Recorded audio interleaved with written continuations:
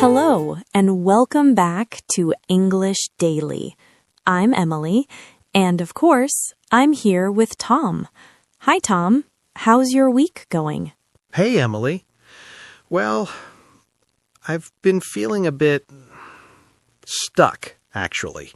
Oh, no. Tell me more. Okay, so I keep thinking I need more things to improve my English. Better apps, better books, maybe a course. Expensive course. I see. And then I think maybe I need to move to England. To really learn. Full immersion. Move to England? Yeah. I mean, that's what people say, right? You need to live there to really learn. Well, that's interesting, because today's topic is perfect for you. Oh, yeah? What is it? Today we're talking about start where you are, use what you have. Okay. I'm listening. Many learners think they need perfect conditions, perfect tools, perfect environment, but actually, you already have enough. Do I, though? Yes, Tom, you do, and we're going to explore that today. All right. I hope you're right. But first, a quick reminder for our listeners. We have a full transcript for this episode, and also a worksheet called Your English Resources Map. You can find both in the description below or on our website. And remember, pause anytime, rewind, listen again. This is your space, your pace. No rush ever. Okay, so Tom, let's talk about this feeling. You think you need more things to improve. Where does that come from? Well, I see ads everywhere. This app will make you fluent in 30 days. This method is the secret that teachers don't want you to know. Ah, yes, the magic solutions. And then I look at my boring life, my boring resources, and I think, this isn't enough. Can I share something with you? Please.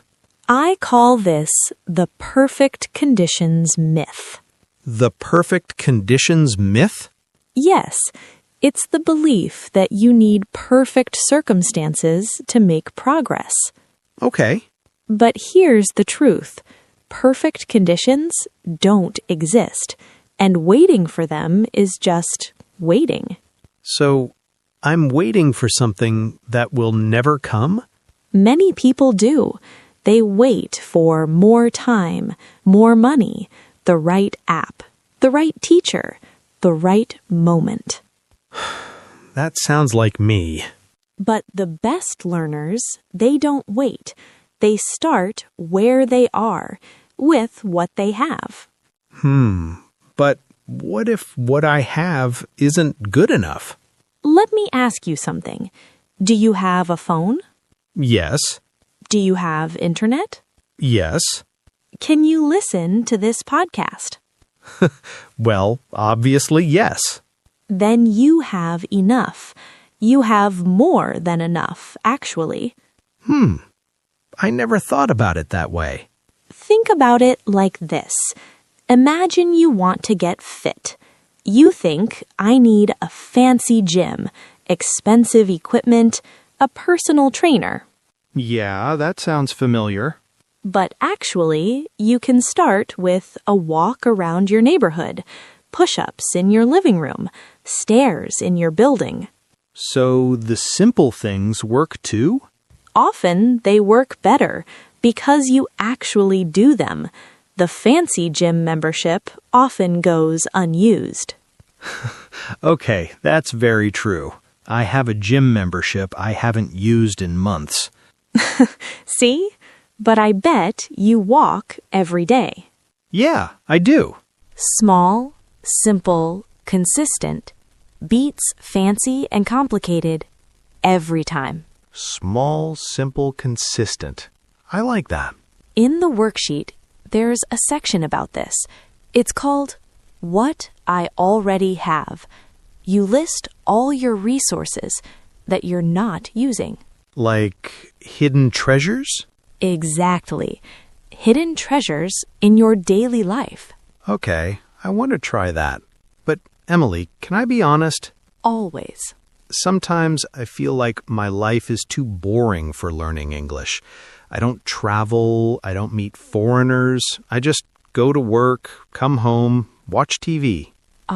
I hear this a lot. But can I challenge that? Sure. What TV do you watch? Well, mostly series. Crime dramas, some comedy shows. In English? Sometimes with subtitles. Tome, that is English practice. But it doesn't feel like studying. Good. It shouldn't feel like studying. That's the point. Wait, what? This is what I call the hidden classroom principle. The hidden classroom? Yes. Your life is full of classrooms. You just don't recognize them. Okay, tell me more. When you watch TV in English, that's listening practice. When you read comments on YouTube, that's reading practice. When you sing along to English songs, that's pronunciation practice. But those things are too easy. They don't count, right? Gently, says who? Well, I don't know. I just thought learning should be hard and serious with textbooks. Here's something important. Your brain doesn't know if you're in a classroom or on your couch. It just absorbs language. My brain doesn't know if I'm studying or relaxing? Exactly. Input is input, and enjoyable input is often better because you do more of it. So, watching crime dramas is actually helping me? Yes. Think about it. You hear natural conversations. You learn slang. You pick up expressions. You get used to different accents. Wow. I thought I was being lazy, but maybe I was learning? You were definitely learning. The question is, can we make it a little more intentional? What do you mean? Small tweaks. Instead of just watching, you could repeat one phrase you like, or turn off subtitles for 5 minutes. Just small changes? Yes, we call this the 1% upgrade. The 1% upgrade? You take what you already do and make it 1% more useful. Not a big change, just a tiny improvement. So I don't change my life, I just adjust it a little. Exactly. You're already watching TV, so add one small thing. You're already listening to music, so look up one set of lyrics. That sounds actually manageable. Because it is. The worksheet has a whole section called 1% upgrades. You write down activities you already do, then add tiny English improvements. I definitely want to try that. Good. Okay, but here's another thing, Emily. I don't know any native speakers. How can I practice speaking? This is a common worry. But let me ask, do you ever talk to yourself? Yes, probably too much, actually. Perfect. Do it in English. Talk to myself in English? Yes. Narrate your day. Now I'm making coffee. The coffee smells good. I'm a bit tired today. That sounds a little crazy. Maybe, but it works. You're practicing speaking without pressure, without judgment. No one to make mistakes in front of. Exactly. You're building confidence in a safe space. I never thought of that as real practice. It is very real. Think of it like a gym for your mouth. You're training the muscles, the sounds, the rhythm. A gym for my mouth. I like that. And you know what else you can do? What? Record yourself. Just on your phone. 1 minute, talking about your day. Oh, that sounds scary. I know, but it's so valuable. You can hear yourself, notice patterns, track improvement over time. Like evidence collection from the last episode? Exactly. You remembered. Yes, recordings are evidence of where you are and how far you've come. The 3-month rule, right? Compare myself to 3 months ago? Perfect, Tom. You're connecting the ideas. Look at me, learning. See, you're doing better than you think. Okay, so I can talk to myself, record myself. What else? Do you ever think in English? Sometimes, when I'm not trying, it just happens. That's wonderful. Try to encourage it. When you're walking, think in English. The weather is nice. That dog is cute. I'm hungry. Simple thoughts. Yes, simple thoughts are perfect. You're training your brain to live in English. Live in English. I like that phrase. And this connects to something important. You don't need to move to England to immerse yourself in English. But isn't immersion about being surrounded by the language? Yes, but you can create immersion anywhere. This is the DIY immersion method. DIY immersion? Do it yourself. You build your own English environment. How? Small changes. Change your phone language to English. Follow English accounts on social media. Listen to English podcasts while you cook. So I bring English into my existing life. Exactly. You don't need a new life. You need English in your current life. That's actually really practical. And it's free. It uses what you already have, your phone, your time, your daily routines. Start where you are, use what you have. Exactly. Okay, I'm starting to believe you, but one more worry. Tell me. What if I use these resources wrong? What if I make mistakes and no one corrects me? Ah, the mistake fear. Yeah, I'm afraid of learning bad habits. I understand. But here's the thing. Making mistakes is part of learning, always. But Think about children. They make mistakes constantly. I goed to the store. She runned fast. And slowly they correct themselves. children are surrounded by correct language. And so are you. Every podcast, every show, every video, you're hearing correct language all the time. Oh, I guess that's true. Your brain is always comparing what you say to what you hear. Over time, it adjusts. So mistakes fix themselves? Many do. Not all, but most common mistakes smooth out with more input. And the ones that don't? Eventually, you'll notice them, and then you can focus on them. But that's an advanced problem. Right now, just practice. Just use the language. Just use the language. That sounds so simple. It is simple. We make it complicated. We think we need permission. We need the right tools, the right moment. But actually, we just need to start. Yes, just start. Start messy. Start imperfect. Start where you are. I think I've been waiting for too long. Many people do, but the good news is you can start right now, today, this moment. With what I already have. With exactly what you already have. You know, Emily, I feel different now. Like lighter. Tell me more. I was carrying this pressure. I need more. I need better. I'm not ready. But maybe I am ready. I've been ready. You have been ready, Tom. You've always been ready. I just needed to begin. That's the hardest part, and also the most important part, beginning.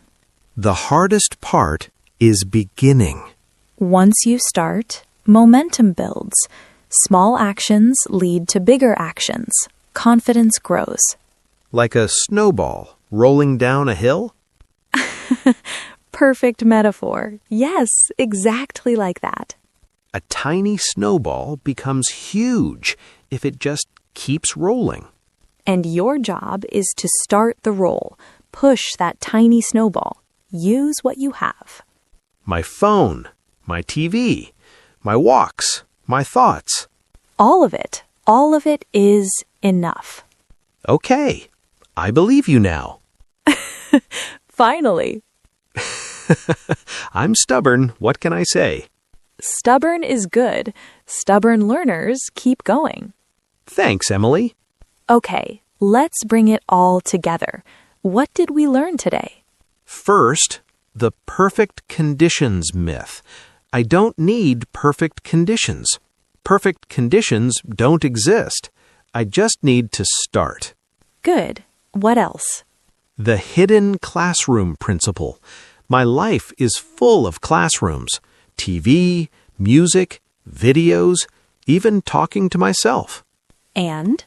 The 1% upgrade. I don't need to change my life, just make small improvements to what I already do. Excellent. And the last one? The DIY immersion method. I can create immersion anywhere. Bring English into my daily life. Phone settings, social media, podcasts while cooking. Perfect, Tom. And the big idea, start where you are, use what you have. That's it. That's the whole message. You know, I realize something. What's that? We just talked for a long time about learning English in English, and I understood everything. I contributed ideas. I made jokes. You did all of that. Using what I already have. Yes, see? The proof is right here. I'm the evidence. You're the evidence. That's kind of beautiful, actually. It is. Now a challenge for our listeners. We call this the Resource Inventory Challenge. Here's how it works. This week, make a list. Write down every English resource you already have.